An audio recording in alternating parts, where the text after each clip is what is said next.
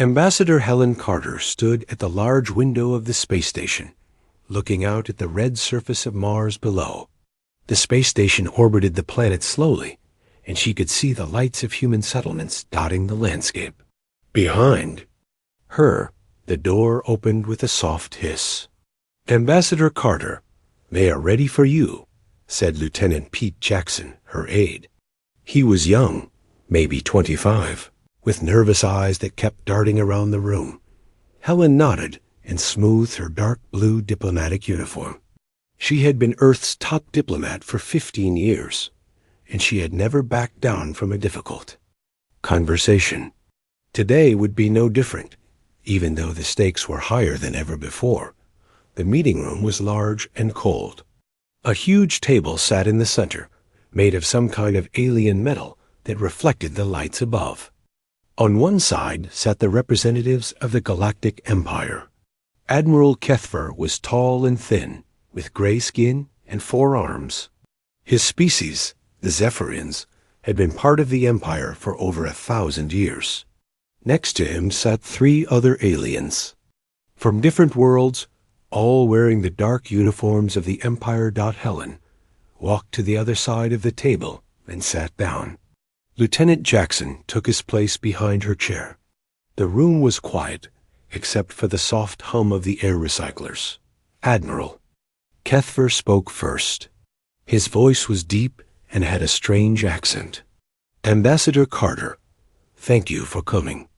We have important matters to discuss." "I'm here to listen," Helen said. She kept her voice steady and calm. The Admiral placed a data pad on the table. "The Galactic Empire has been watching humanity for the past 100 years. Your species has been expanding rapidly through space. You have built 15 colonies on different worlds. You have developed new technologies. You have grown strong." Helen waited. She knew there was more coming. "This rapid growth concerns the Empire," the Admiral continued. "The galaxy has been at peace for over 300 years. This peace exists because all species follow the same rules. They accept guidance from the Empire. They work together under our protection." One of the other aliens, a creature with blue skin and 6 eyes, leaned forward. "Humanity has been acting independently. You make decisions without asking the Empire. You build weapons without permission. You explore new areas of space without proper authorization." Helen felt her anger rising, but she kept her face calm. "Humanity has never signed any agreement with the Empire. We have followed all the basic laws of space travel. We have not attacked anyone. We have not threatened anyone." Admiral Kethvar's 4 hands moved in, what might have been a gesture of impatience. "The Empire does not require signed agreements, Ambassador. All intelligent species in the galaxy benefit from our guidance. It is time for humanity to accept this reality." The Admiral touched the data pad, and a hologram appeared above the table. It showed a map of human space, with Earth at the center and lines connecting it to all the human colonies. "These are the Empire's terms," the Admiral said. "First, humanity must stop all independent colonization. Any new colonies must be approved by the Empire. Second, all human military forces must be placed under Imperial oversight. Third, Earth and all human colonies must accept the installation of a galactic governor who will oversee human affairs." Helen stared at the hologram. Each human colony was marked with a red dot, as if they were targets. "And if we refuse?" "The Empire will take corrective action," the Admiral said. "We have done this before with species that were reluctant to accept our guidance. It is always unpleasant, but necessary for the greater good of the galaxy." The room fell silent. Helen could hear her own heartbeat. She thought about Earth, about the billions of people living their lives, going to work, raising families, never knowing that their freedom was being discussed in a cold room above Mars. She thought about the colonies. New California, where her brother lived with his family. New Australia, where some of the best scientists in the galaxy were working on new technologies. Freedom Station, built inside an asteroid, where people from dozens of different worlds came to trade and learn. How long do we have to consider these terms? Helen asked. 72 hours, the Admiral replied. The Empire is generous, but we cannot wait forever. The longer humanity remains independent, the more other species might get similar ideas. Helen stood up. Lieutenant Jackson moved to follow her, but she held up a hand to stop him. She walked around the table slowly, looking at each of the alien representatives. Admiral Kethver, she said, I want to make sure I understand correctly. The Empire wants humanity to give up our right to explore space freely. You want us to give up control of our own military. You want us to accept a foreign governor to rule over us. These are not unreasonable requests, the Admiral said. Every species in the Empire has accepted similar arrangements. They are prosperous and safe. Helen stopped walking and faced the Admiral directly. And what do we get in return? Peace. The Admiral said, security, the protection of the Empire, trade with thousands of worlds, access to technology that is far beyond what humanity could develop alone. Helen was quiet for a long moment. She thought about her grandfather, who had fought in the last war on Earth before humanity reached the stars. He had always told her that freedom was worth more than safety. Admiral, she said finally, I have heard your terms. Now I will give you my answer. The aliens leaned forward slightly. They were clearly expecting her to ask for more time, or to begin negotiations.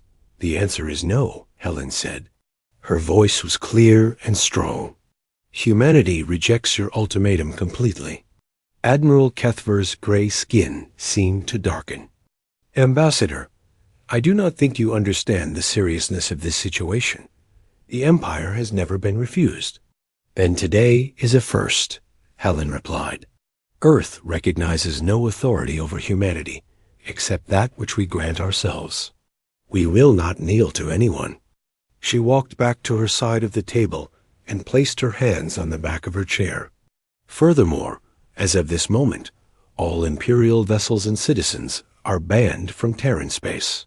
You have 6 hours to withdraw beyond the Kuiper Belt, or you will be treated as hostile invaders. The room exploded in shocked voices. The aliens spoke rapidly in their own languages. Admiral Kethver stood up, his forearms spreading wide. Ambassador Carter, you are making a terrible mistake. The Empire's military is vast. We have thousands of ships, weapons that can destroy entire worlds. Humanity cannot stand against us. Helen picked up her datapad and walked toward the door. Admiral, you may return to your empire with this message. Tell them that humanity chooses to remain free. Tell them that we will defend our freedom against anyone who tries to take it away. She stopped at the door and looked back. And Admiral, tell your emperor that if he wants to test humanity's resolve, he is welcome to try. But he should know that humans have a saying, give me liberty or give me death. The door slid open and Helen walked out. Lieutenant Jackson hurried to catch up with her. Ambassador, he said quietly, do you really think we can fight the Empire?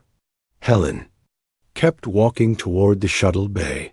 Pete, I have no idea if we can win, but I know we can't live as slaves. Sometimes the only choice is to stand up and fight, no matter what the odds are.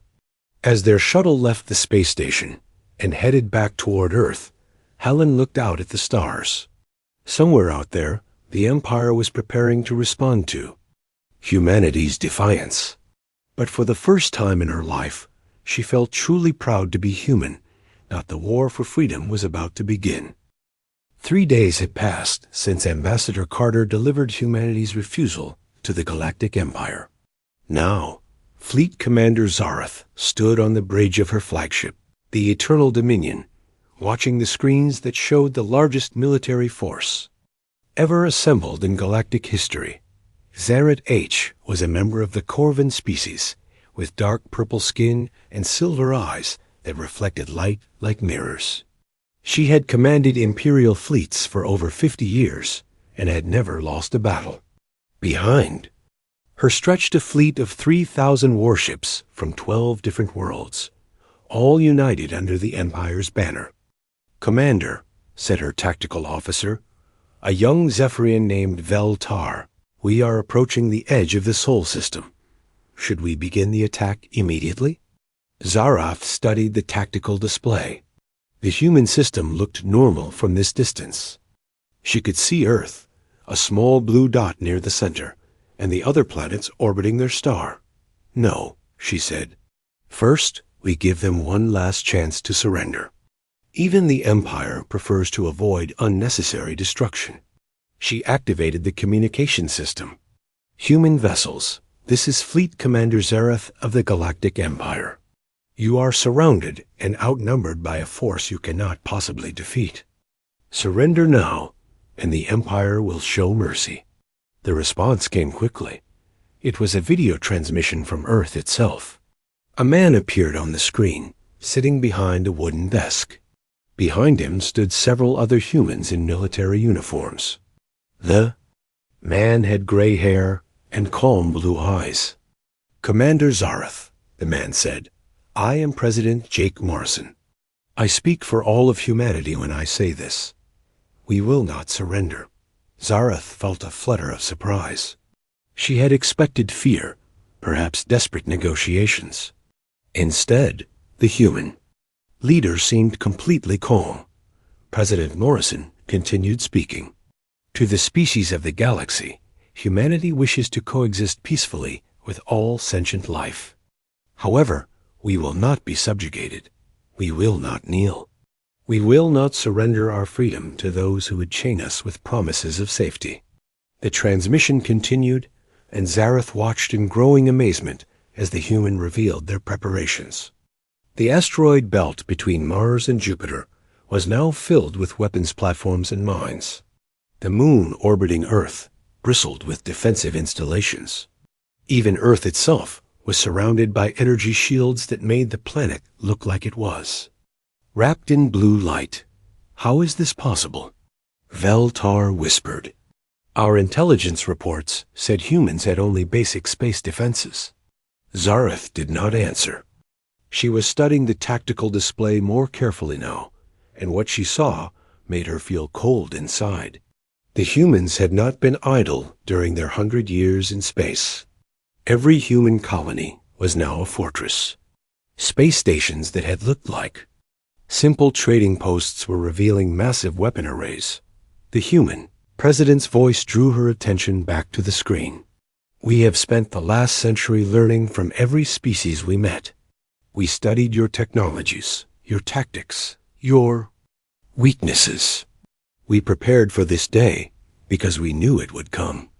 Behind President Morrison, a woman in an admiral's uniform stepped forward. She was tall with short brown hair and hard green eyes. "I am Admiral Lisa Brooks," she said, "and I command the Terran Defense Force. Commander Zareth, you have brought an impressive fleet to our system. But you made one mistake." "What mistake?" Zareth found herself asking, though she knew the human could not hear her. Admiral Brooks smiled, and it was not a friendly expression. "You assumed we would fight like every other species you have conquered. You assumed we would try to preserve our pretty buildings and avoid casualties. You assumed wrong." The transmission ended, and Zareth's bridge fell silent. Around her, alien officers from a dozen different species stared at their screens with growing unease. "Commander," said her communications officer, "we are receiving reports from our scout ships. The humans have weapons platforms hidden throughout their system. Some of them are built into asteroids. Others are disguised as civilian structures." Zareth H made her decision. All ships begin the attack. Target their defensive installations first, then move toward Earth. The Empire's fleet moved forward like a vast wave of destruction. The ships were beautiful in their own way, sleek and elegant, built to inspire awe in those who saw them. They had conquered 1,000 worlds with their superior technology and knowledge. Overwhelming numbers. The human response was immediate and devastating. From hidden positions throughout the solar system, human weapons opened fire. These were not the elegant energy beams favored by most galactic species. These were crude, brutal weapons designed for one purpose: to destroy enemy ships as quickly and efficiently as possible. The first wave of Imperial ships ran straight into a trap. Hundreds of mines, hidden in the asteroid belt, exploded simultaneously. The Imperial shields, designed to deflect energy weapons, were overwhelmed by the sheer kinetic force of human explosives. "Report," Zareth shouted as her bridge shook from nearby explosions. "We have lost over 200 ships in the first 5 minutes," Veltar reported, his voice shaking. "The humans are using projectile weapons that our shields cannot effectively." "Stop." On the main screen, Zareth watched in horror as human fighters swarmed around her capital ships. The fighters were small and fast, darting between the larger Imperial vessels like angry insects. Each fighter carried missiles that could punch through the hull of a battleship. The human tactics were unlike anything in the galactic military databases. Instead of forming neat battle lines and engaging in formal combat, they attacked from all directions at once. They used the debris from destroyed ships as cover. They rammed damaged Imperial vessels with unmanned attack craft loaded with explosives. "This is not how civilized species fight wars," muttered her weapons officer, a dignified Altarian with 4 eyes. Admiral Brooks' voice came over the communication system again. "Commander Zareth, you wanted to see how humans fight. We fight to win, whatever the cost. We fight for our families, our homes, our freedom. What do your soldiers fight for?" Zareth realized with growing dread that she did not have a good answer to that question. Imperial soldiers fought because they were ordered to fight. They fought to maintain the Empire's control. But they did not fight with the desperate fury she was seeing from the humans. The battle raged for 6 hours. The Empire's numerical advantage meant nothing when human weapons could destroy their ships faster than they could target the human defenders. Worse, every time the Imperial fleet tried to advance toward Earth, new defensive positions revealed themselves. "Commander," Veltar said, "we have lost over 1,000 ships. Our formation is breaking apart. The humans are targeting our command vessels specifically." Zareth watched as another of her battleships exploded under human fire. The crew of 8. 100 souls was gone in an instant. She had started this battle expecting an easy victory. Instead, she was watching the Empire's fleet being torn apart by an enemy that refused to follow the rules of civilized warfare. "All ships," she ordered, "withdraw to the edge of the system. Regroup and reassess." As her remaining fleet limped away from the battle zone, Zareth studied the damage reports. 1/3 of her force was destroyed or too damaged to fight. The humans had lost ships too, but far fewer than she had expected. How did they do this? She asked her tactical officer. Veltar consulted his datapad. "Their weapons are crude but effective. They use mass-produced missiles and projectile weapons instead of sophisticated energy systems. Their ships are built for function, not elegance. And their tactics? They fight like they have nothing to lose." Zareth understood now. The Empire had conquered the galaxy by fighting species that valued their beautiful cities, their ancient cultures, their peaceful way of life. Those species surrendered rather than see everything they loved destroyed. But humans were different. They had built their colonies and cities, expecting to have to defend them. They had prepared for total war from the beginning. They were willing to sacrifice everything for their freedom. "Send a message to the Empire," Zareth ordered. "Tell them we need reinforcements. Tell them the humans are not like the other species. Tell them we are facing an enemy that would rather die than surrender." As her flagship limped toward the edge of the solar system, Zareth looked back at the blue dot that was Earth. For the first time in her career, she was retreating from battle. And for the first time in the Empire's history, they had been defeated by a species they had come to conquer. The humans had won the first battle, but Zareth knew this war was far from over. The Empire would be back, and next time they would. Come prepared for the kind of enemy humanity had proven to be. The question was, would that be enough? News of humanity's victory spread across the galaxy faster than anyone could have imagined.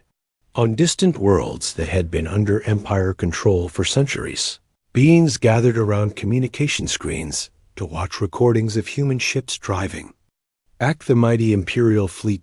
Captain Ryan Phillips stood on the bridge of his ship, the Defiance, as it moved through hyperspace toward the Kepler system. Ryan was 35 years old, with brown hair and the kind of steady hands that came from years of military service. He had been a Marine before becoming a ship captain, and he still carried himself like a soldier. "Captain," said his first.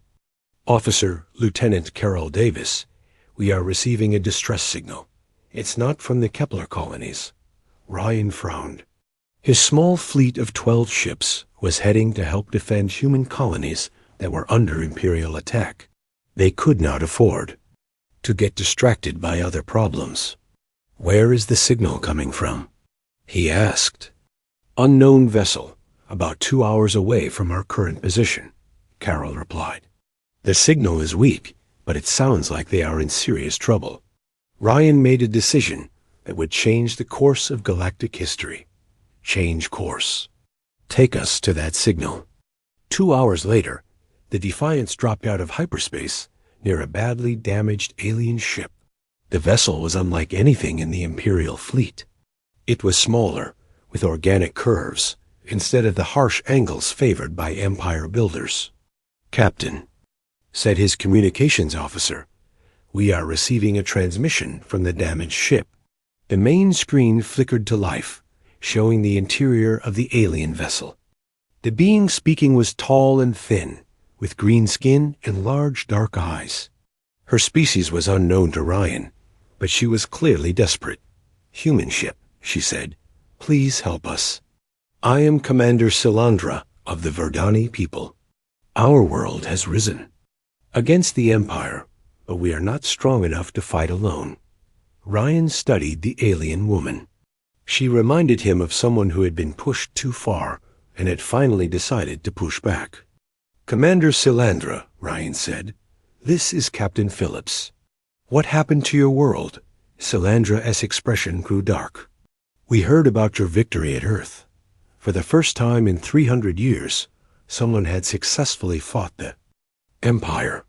Our people decided we wanted to be free, too." She gestured to something off-screen, and the view changed to show the interior of her ship. It was filled with wounded Vedani, both military and civilian. Some were children.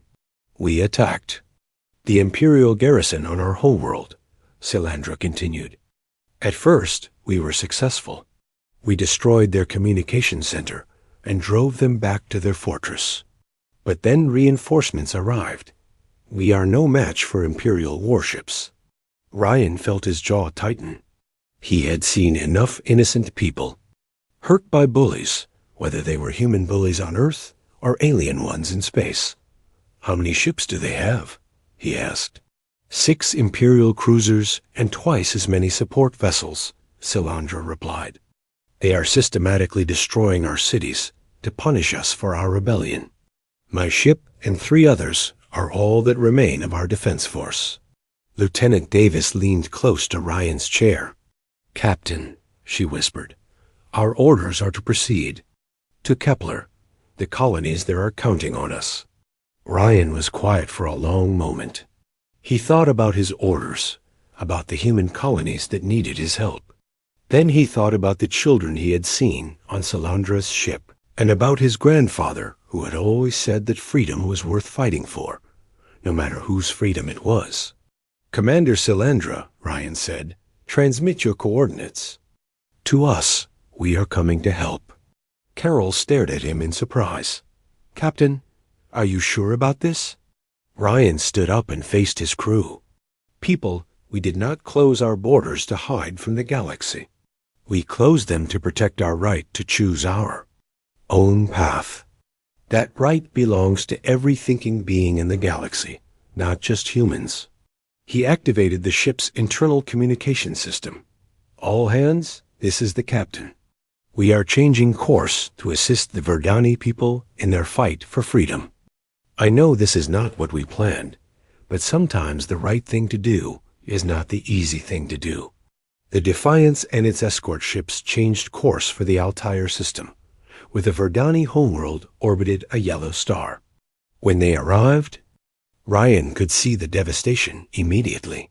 Smoke clouds rose from the planet's surface, where Imperial ships had bombarded major cities. "Captain," his tactical officer reported, "I count 6 Imperial cruisers in orbit around the planet. They have positioned themselves to prevent any ships from reaching the surface." Ryan studied the tactical display. The Imperial ships were arranged in a defensive pattern that would make a direct attack suicide for his small fleet. But Ryan had not survived 10 years in space by making direct attacks on superior forces. "Caral," he said to his first officer, "what do you know about asteroid mining?" Lieutenant Davis looked confused. "Sir, the Altair system has a large asteroid belt," Ryan explained. "And I noticed that some of those asteroids have been mined recently. That means there are mining ships and equipment scattered throughout the system." Understanding dawned on Carol's face. "You want to use the asteroids as cover for a surprise attack. Better than that," Ryan said with a grin. "I want to use the mining equipment as weapons." The battle for Altair became famous throughout the galaxy as an example of human tactical thinking. Instead of attacking the Imperial ships directly, Ryan's fleet spent 2 days quietly gathering unmanned mining ships and loading them with explosives. When the attack began, the Imperial commander found himself facing not just human warships, but dozens of automated mining vessels moving toward his fleet at high speed. Each mining ship was packed with explosives and guided by remote control. The Imperial shields, designed to stop energy weapons and missiles, were useless against mining. Ships that simply rammed into them and exploded. Within an hour, 3 of the 6 Imperial cruisers were destroyed or disabled.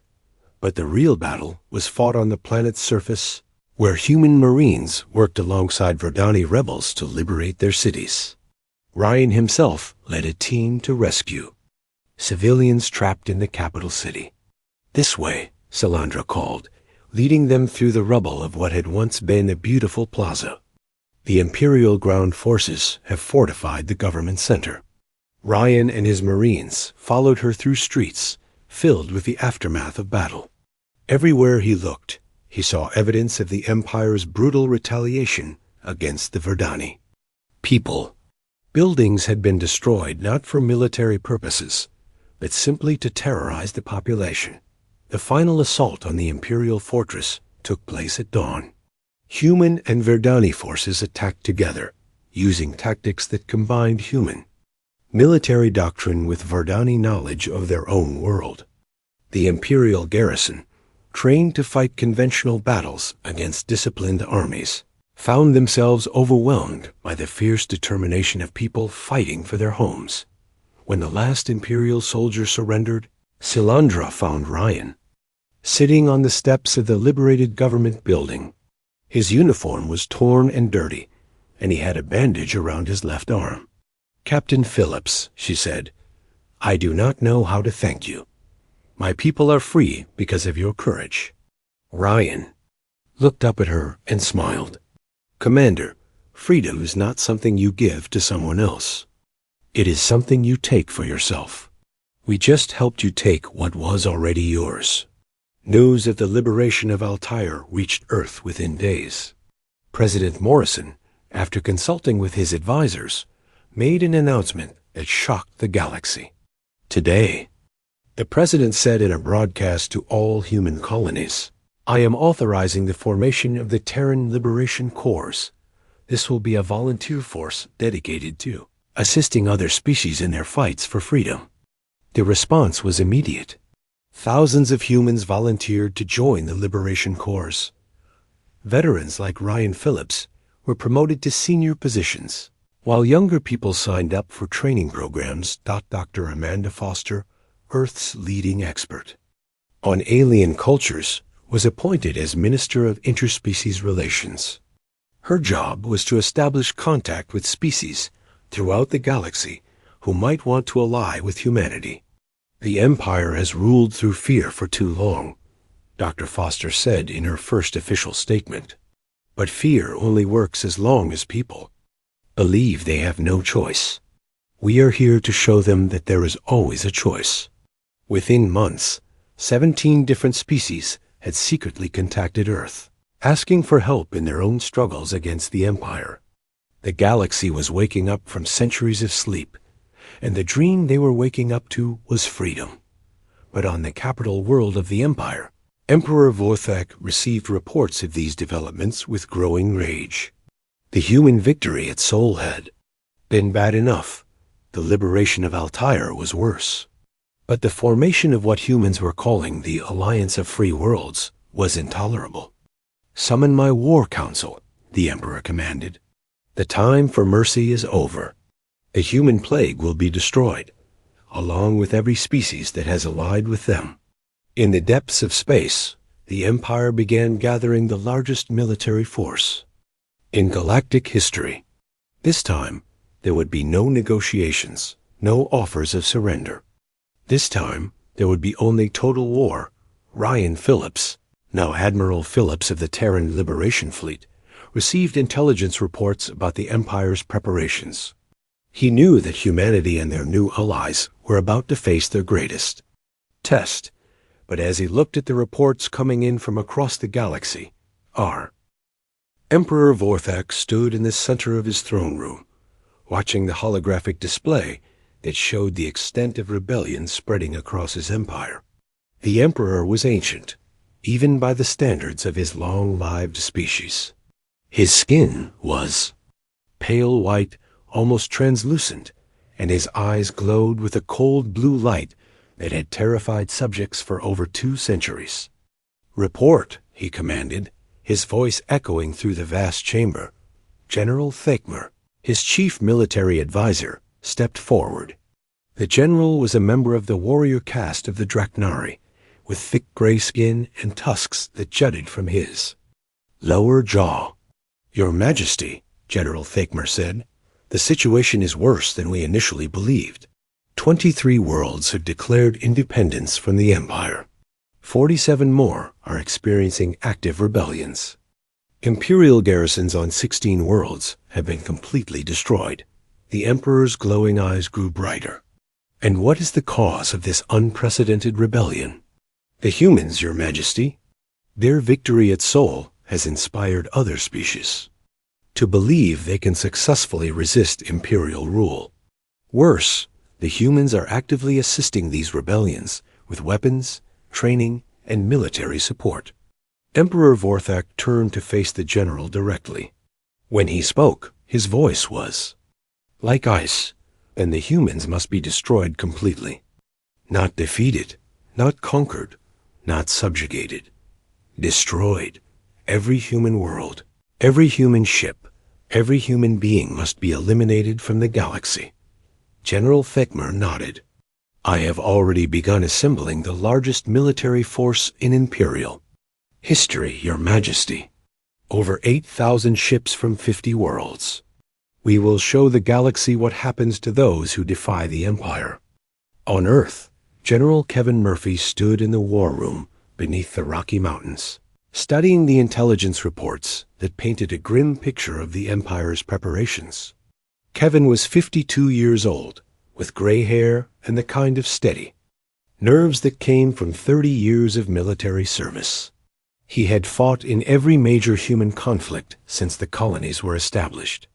"Sir," said his aide, Colonel Frank Peterson, "the latest intelligence estimates put the Imperial fleet at 8,000 ships." That's more than twice the size of the force that attacked us before. Kevin nodded grimly. And this time they won't underestimate us. They know how we fight now. The door to the war room opened, and Kevin's daughter, Sarah, entered. Lieutenant Sarah Murphy was 28 years old, with her father's steady eyes and her mother's fierce determination. She commanded a squadron of the newest Terran fighters, and she had already proven herself in battle against Imperial forces. "Dad," she said, using the informal address they allowed in private, "the fighter squadrons are ready. We have 200 of the new Mark 7 fighters, and pilots who know how to use them." Kevin smiled at his daughter, though his expression remained worried. "Sarah, I want you to know how proud I am of you. But this battle is going to be different from anything we have faced before." Before Sarah could respond, the communication system activated. President Morrison's face appeared on the main screen, broadcasting from the White House. "My fellow humans," the president said, "I will not lie to you about the situation we face. The Empire is preparing to attack us with a force larger than any in galactic history. Their intention is not to conquer us, but to destroy us completely." The president paused, and Kevin could see the weight of responsibility in the man's eyes. "But we are not the same species that the Empire first encountered. We have allies now. The Verdani, the Korathi, the Altarians, and 14 other species have pledged to stand with us. We are no longer fighting alone." On the industrial world of New Texas, Colonial Administrator Maria Santos worked frantically to complete humanity's most ambitious project. The shipyards that had once built civilian transports were now producing the Freedom-class battleships, the most advanced warships humanity had ever designed. Maria was 45 years old, a brilliant engineer who had overseen the construction of half the human colonies. She had not slept more than 4 hours a night for the past 3 months, pushing her workers to complete the new ships before the Empire arrived. Administrator Santos called Chief Engineer Bill Clark the first. 3 Freedom-class ships are ready for testing. But I have to tell you, some of the new systems are still experimental. Maria wiped sweat from her forehead and looked at the massive ships taking shape in the construction bays. Each ship was over 1 kilometer long, bristling with weapons and equipped with technology that pushed the boundaries of human engineering. "Bill," she said, "experimental is better than nothing. And these ships have something the Empire has never seen before." She was referring to the breakthrough that human scientists had achieved in faster-than-light travel. The new ships could make instantaneous tactical jumps, appearing anywhere within a star system without warning. It was a capability that no other species had ever developed. Meanwhile, on the liberated world of Altair, Commander Silandra met with representatives from the other species that had joined the Alliance of Free Worlds. The meeting was held in the ruins of what had once been the Imperial Governor's Palace, now converted into a symbol of freedom. "Friends," Silandra said, addressing the diverse group of aliens gathered around the table, "we all know why we are here. The Empire is coming to destroy not just humanity, but all of us who have dared to claim our independence." A representative of the Korathi, a species that looked like large insects with multiple arms, clicked his mandibles in agreement. The Empire's message was clear. Any species that has allied with the humans will be punished as severely as the humans themselves. "Then we have no choice but to fight," said the Altarian delegate, her 4 eyes reflecting the determination that had led her people to rebel against centuries of imperial rule. Silandra stood up and activated a holographic display showing the Empire's approaching fleet. "The human Admiral Phillips has shared their tactical plans with us. It will be a desperate battle, but we have advantages the Empire does not expect." As the various species began planning their defense, Admiral Ryan Phillips stood on the bridge of his flagship, the Liberation, watching the final preparations for humanity's greatest battle. Ryan had been promoted to command the entire Terran Liberation Fleet, and the weight of responsibility was heavy on his shoulders. "Admiral," said his tactical officer, "we are receiving reports from our scouts. The Imperial fleet has entered the outer edge of the Sol system. They are moving slowly, maintaining formation." Ryan nodded. The Empire was being cautious this time, not wanting to fall into another trap like the one that had defeated their first fleet. "Send a message to all allied forces," Ryan ordered. "The battle for freedom begins now." Emperor Vorthak himself commanded the Imperial fleet from his personal dreadnought, the Eternal Throne. The massive ship was over 3 kilometers long and carried enough firepower to destroy an entire planet. Around it sailed the largest military force ever assembled. Ships from 50 worlds united in their determination to crush the human rebellion. "Your Majesty," reported Fleet Admiral Kroshner, "our scouts have confirmed that the humans have assembled a defense force of approximately 2,000 ships. They are supported by vessels from 17 different species." The Emperor's glowing eyes studied the tactical display. 2,000 ships against 8,000. Even with their allies, they are outnumbered 4 to 1. "Yes, Your Majesty." This time, there will be no doubt about the outcome. But as the Imperial fleet moved deeper into the Sol system, they began to encounter the first signs that this battle would be different from what they expected. Small groups of human fighters appeared seemingly from nowhere, struck at outlying Imperial ships, and vanished before they could be pursued.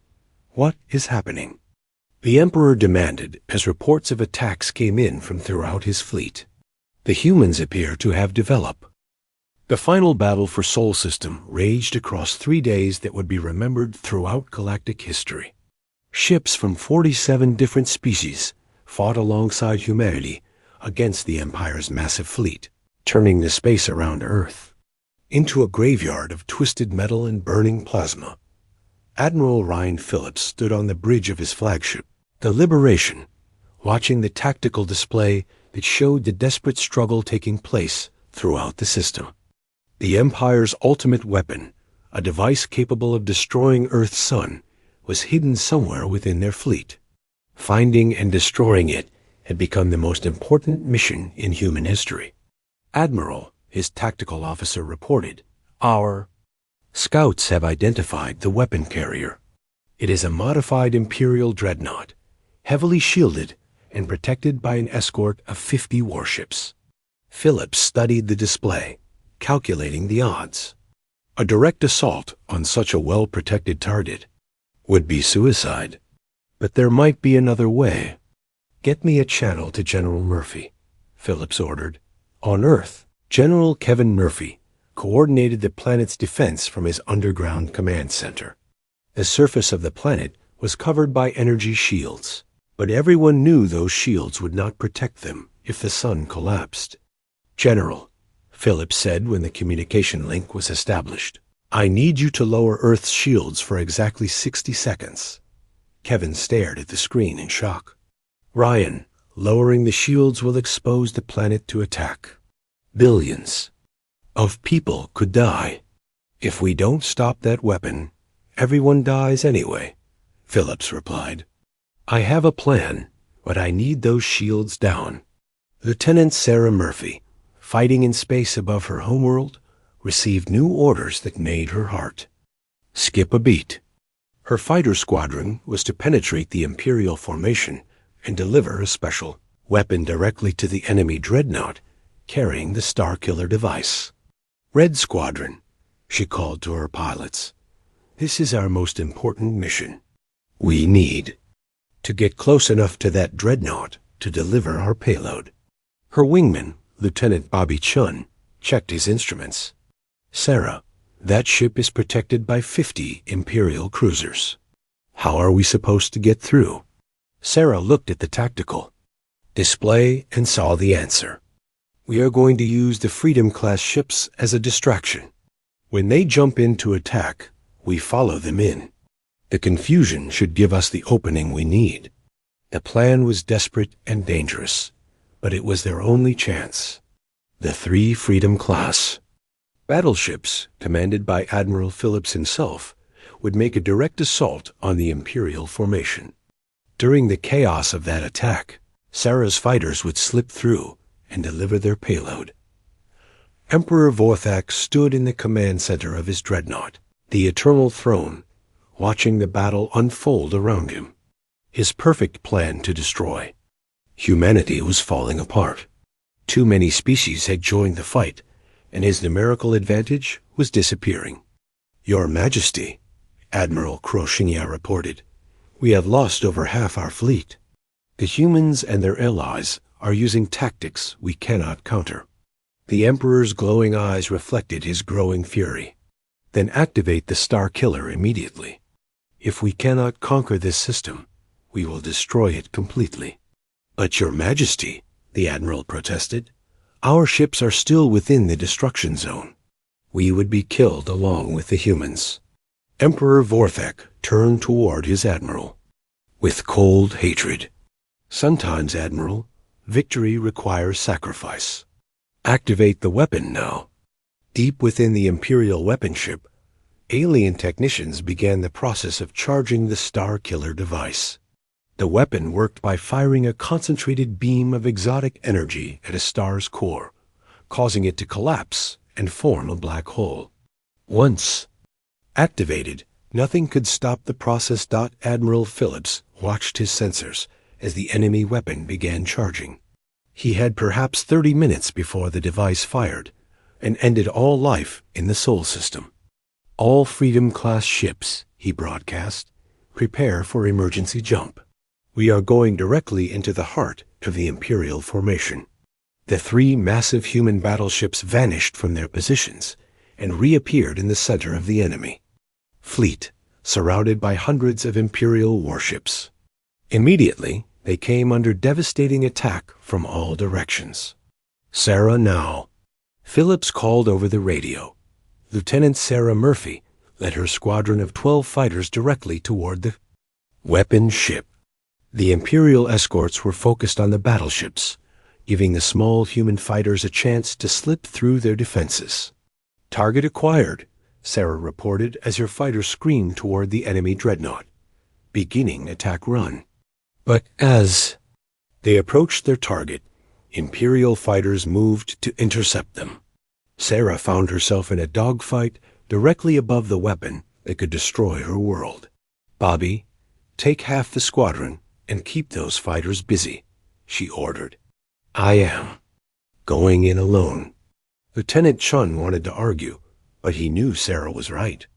One fighter had a better chance of getting through than 12. Sarah dove toward the Imperial dreadnought, dodging enemy fire and anti-aircraft weapons. Her fighter carried a single weapon, a prototype device that human scientists had designed, specifically to disrupt the Star Killer technology. As she approached the enemy ship, Sarah thought about her father, fighting to coordinate Earth's defense. She thought about her friends and family on the planet below. She thought about all the people throughout the galaxy who were counting on her to succeed. "This is Red Leader," she broadcast, beginning final approach. The Imperial dreadnought's defenses concentrated on her small fighter. Energy beams and missiles filled the space around her ship, but Sarah's skill as a pilot kept her alive long enough to reach her target. She fired her weapon directly into the enemy ship's hull, penetrating deep into the vessel where the Star Killer device was charging. For a moment, nothing happened. Then, the weapon ship began to shake as internal. Explosions tore through its structure. "It's working," Sarah called over the radio. "The weapon is destabilizing," but her victory came at a cost. The Imperial ship's death throes caught her fighter in a massive explosion. Sarah Murphy, daughter of a general and hero of humanity, died. Saving her world and everyone on it. Admiral Phillips watched the weapon ship tear itself apart and felt both triumph and grief. The immediate threat to Earth was over, but the cost had been terrible. Throughout the Imperial fleet, alien crews watched their ultimate weapon destroy itself. The psychological impact was devastating. For the first time in galactic history, the Empire's most powerful tool had been defeated by a single human pilot. Emperor Vorthak felt his empire crumbling around him as reports of surrender came in from ship after ship. Species that had served the Empire for centuries were abandoning their posts and joining the Alliance of Free Worlds. "Your Majesty," Admiral Kroshner said quietly, "we must surrender. The fleet is disintegrating." The Emperor looked at his admiral, with eyes that burned with the fury of a dying star. "I will never surrender to inferior species. If the Empire must fall, it will fall with honor." Emperor Vorthak activated the self-destruct system of his dreadnought, intending to take as many human ships with him as possible. But Admiral Phillips, commanding the damaged battleship Liberty, intercepted the Emperor's ship before it could reach Earth. The collision between the two flagships created a fireball visible from Earth's surface. Both Admiral Phillips and Emperor Vorthak died in the explosion, but their deaths ended the battle, and the war got with their Emperor dead and their fleet scattered. The remaining Imperial forces surrendered. The galaxy's oldest and most powerful empire had fallen, defeated by species that refused to accept slavery. 1 year later, representatives from over 200 species gathered on Earth for the signing of the Galactic Charter of Freedoms. The document established the Galactic Federation, a voluntary association of free worlds based on cooperation rather than domination. Dr. Amanda Foster, now serving as the Federation's first Secretary General, stood before the assembled delegates. In the Great Hall, built specifically for this historic moment. "Today," she said, "we establish a new principle for galactic civilization. No species will rule over another. No empire will subjugate free beings. Every world, every people, every individual has the right to choose their own destiny." The charter was signed by representatives of species that had been enemies just months before. Former imperial worlds joined alongside the species that had rebelled against them. The galaxy was learning that freedom was more powerful than fear. Captain Ryan Phillips, son of the late Admiral Phillips, stood in the memorial garden that had been built to honor those who died for freedom. The garden contained monuments to heroes from dozens of species, but the centerpiece was a statue of Lieutenant Sarah Murphy, the pilot who had saved the Sol system. Ryan had retired from military service and now served as the peace officer for New Geneva, the Federation's capital city. He watched children from a dozen different species playing together in the garden, learning from each other and growing up free. A young human girl, maybe 6 years old, approached the statue of Sarah Murphy and asked, "Mr. Phillips, why did she do it?"